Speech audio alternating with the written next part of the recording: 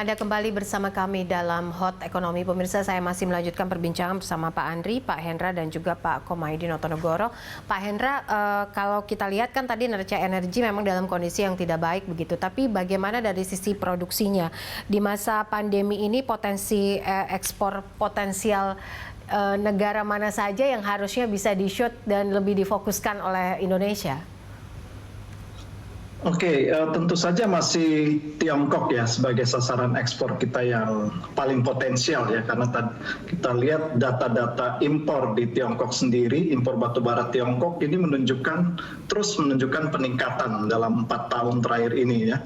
Jadi surprisingly di tengah banyaknya berita-berita bahwa Tiongkok sudah mulai meninggalkan atau agresif meninggalkan batubara, tapi ternyata data-data menunjukkan bahwa impor batubara termal Tiongkok itu meningkat terus, dan Indonesia merupakan importir terbesar dari Tiongkok. Kita kurang lebih Tiongkok mengimpor batubaranya totalnya hampir separuh dari Indonesia ya. Dan di tengah situasi hubungan dagang Australia dan Tiongkok yang lagi terganggu, Indonesia mendapatkan berkah tanda kutip ya. Jadi dapat mengisi celah pasar di Tiongkok. Nah, kemudian negara-negara lain tentu masih yang lain tidak banyak perubahan ya di tengah pandemi ini.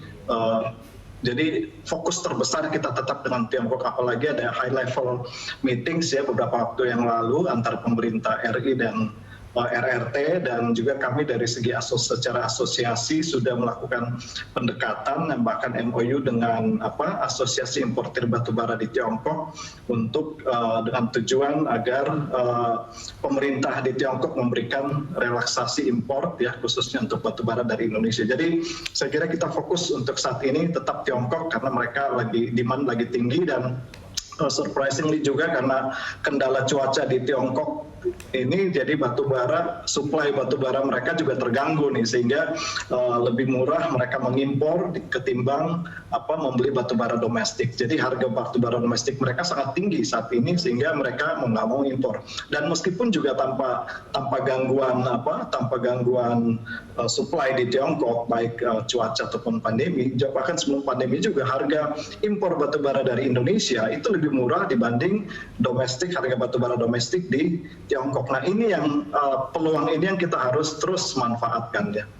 Baik, Pak Andri, tanggapan Anda soal ini. Dari pelaku usaha sudah bilang ini harusnya negara Tiongkok ini harus diperhatikan dan menjadi fokus. Bagaimana pemerintah menyikapi ini? Baik, tentunya kami sangat mendorong. Tadi disampaikan juga bahwa kami mendorong momentum yang baik ini kita pergunakan supaya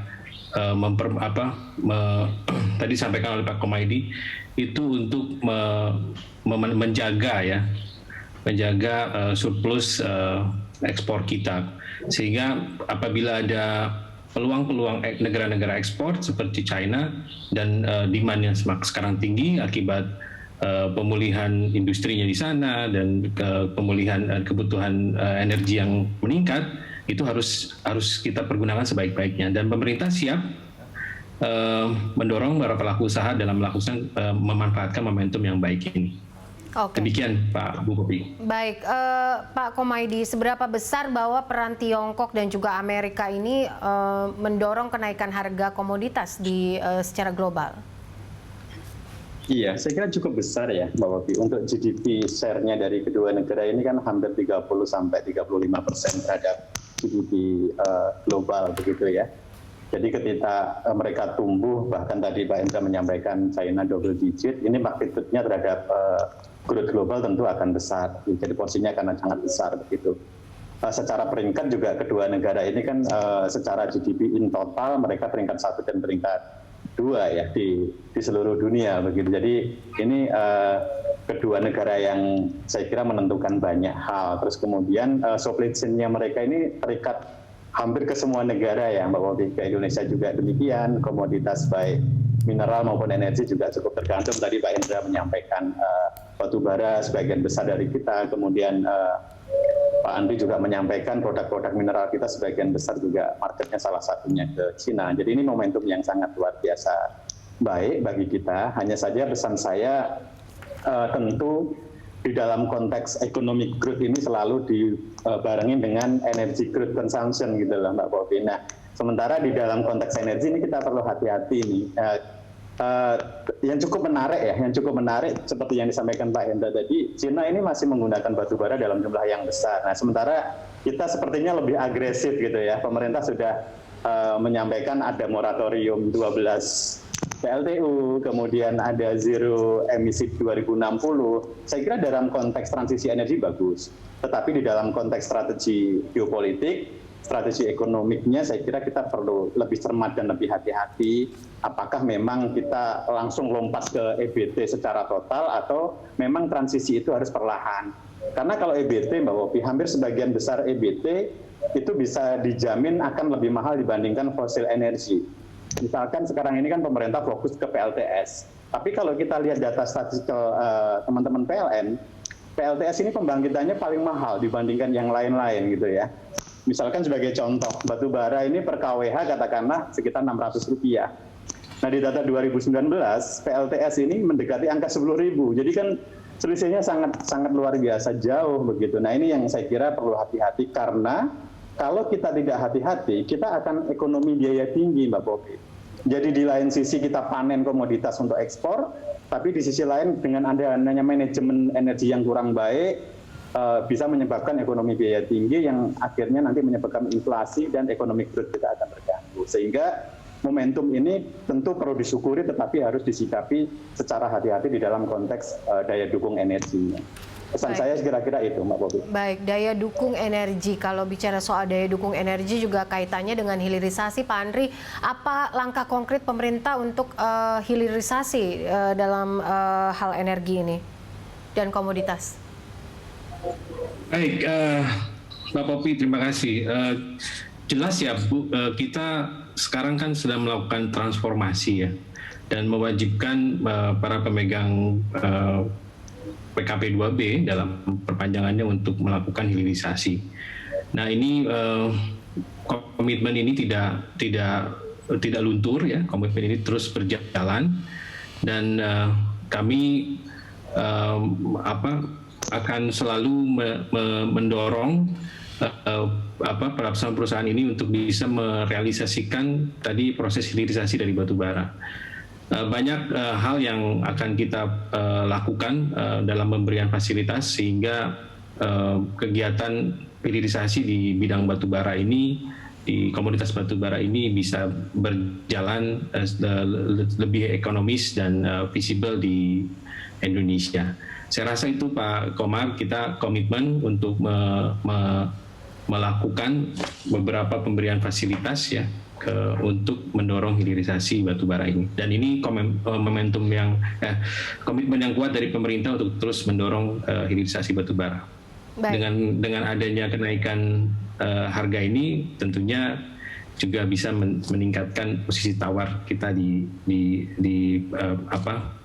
pencarian investasi itu. Baik. Demikian. Baik, soal bargaining position, Pak Hendra mungkin, Pak Hendra, soal hilirisasi ini, apa saja yang bisa menjadi catatan? Kalau dibilang dari dunia usaha, catatan-catatan apa saja yang bisa menjadi input sehingga ini bisa menjadi fokus pemerintah untuk kuartal kedua ini paling tidak? Iya, terima kasih Mbak Poppy. Saya kira kalau hilirisasi batubara ini bisa ekonomis ya, khususnya untuk beberapa spesifik ya, call to DME ya, atau call to methanol itu bisa ekonomis. Saya kira perusahaan akan berlomba-lomba. Saya kira hampir di komoditas yang lain juga seperti itu, termasuk juga di mineral ya. Jadi memang yang paling penting kuncinya tadi disampaikan juga oleh Pak Andri ya, bagaimana mencari dukungan agar investasi di hilirisasi batubara bisa ekonomis. Tadi juga Pak Komaydi menyampaikan perlu strategi yang tepat. Memang ini yang kita tunggu-tunggu ya, arahnya pasti akan ke sana ya. Dengan transisi energi ini tentu perusahaan-perusahaan harus berpikir untuk bagaimana sustainability dari kegiatan operasional mereka, dan salah satunya adalah mengolah batubara menjadi syngas ataukah menjadi metanol. Nah ini yang kita lagi tunggu, produk kebijakan, dukungan kebijakan dari pemerintah, baik baik insentif fiskal maupun non fiskal agar ini bisa berjalan. Karena investasinya besar, teknologi kita belum kuasai, dan ini proyek jangka panjang ya, bisa berbicara 25 atau 30 tahun bahkan lebih. Oleh karena itu kita perlu melakukan pemetaan yang secara komprehensif, termasuk juga memetakan demand nanti untuk ekspor ya, sampai sejauh mana sih peluang demand ekspor ini dan juga dalam negeri. Ini perlu untuk menyimbangkan agar nanti dari kebijakan energi kita ke depannya ini kita bisa mengetahui secara tepat ya, karena tentu kita juga sebagai negara yang diberkahi dengan potensi cadangan batu bara yang lumayan besar, tentu kita tidak menyia-nyiakan peluang ya, jika memang masih ada demand ekspor di luar ya. Tiongkok mungkin akan gradually declining, tapi beberapa negara-negara yang developing country seperti Vietnam misalnya, mereka sangat agresif. Nah ini peluang-peluang ke depannya tentu harus kita petakan, dan juga dalam negeri, tadi sampaikan juga Pak Komaydi, perlu strategi yang tepat, dan juga selain PLN tentunya harus dipetakan bagaimana industri-industri yang non PLN juga yang sejauh ini menyerap sekitar 20% dari konsumsi batubara domestik. Nah tentunya ke depan mereka juga, industri ini seiring dengan pulihnya ekonomi tentu akan bertumbuh dan kebutuhan energi mereka akan besar. Nah ini gimana arah kebijakannya, apakah industri kecil seperti misalnya tekstil, ataukah juga industri yang skala besar seperti semen ini masih bisa ya menggunakan batubara untuk tenaga kebutuhan listriknya. Jadi memang perlu strategi yang jitu yang menyeluruh. Terima kasih. Oke, baik. Terkait ini, strategi yang jitu itu seperti apa Pak Andri? Apa yang bisa dilakukan? Arah kebijakannya kemana? Saya langsung saja. Soal peta industri non-PLN ini juga tadi yang menjadi fokus dari Pak Hendra, apakah sudah difikirkan oleh pemerintah dan apakah sudah ada plan-plannya untuk blueprintnya? Tentu Mbak Popi, tadi concern Pak Hendra sangat tepat ya. Kita juga sering berdiskusi dalam merumuskan hal-hal yang sifatnya pemanfaatan batu bara di dalam negeri. Ada beberapa kebijakan yang sudah kita lakukan dalam beberapa tahun terakhir ini dengan adanya kebijakan DMO ya, kewajiban untuk mensuplai kebutuhan di dalam negeri. Saya rasa itu masih relevan untuk terus mendorong industri-industri non PLN. Ini sudah kita petakan, dan termasuk juga dengan teman-teman PBI kita merumuskan berapa forecast ke depan, kemudian berapa kebutuhan domestik batubara di dalam negeri, sehingga kita bisa memaksimalkan. Satu hal Mbak Popi, bahwa kita Indonesia itu adalah pertama mengutamakan pemenuhan kebutuhan batubara di dalam negeri. Itu posisinya tidak bisa ditawar, dan Pak Hendra juga sangat mengetahui bagaimana komitmen pemerintah untuk terus mengawasi kegiatan DMO ini. Kemudian yang kedua, memperbaiki mekanisme DMO, dan yang ketiga, memperbaiki forecast DMO ke depan sehingga batubara non elektrik juga bisa kita supply di dalam negeri. Dan saya kira Pak Hendra juga cukup memonitor itu ya Pak Hendra. Ya. Oke, baik. Nanti kita akan lanjutkan lagi di segmen selanjutnya. Pemirsa tetaplah bersama kami dalam Hot Economy.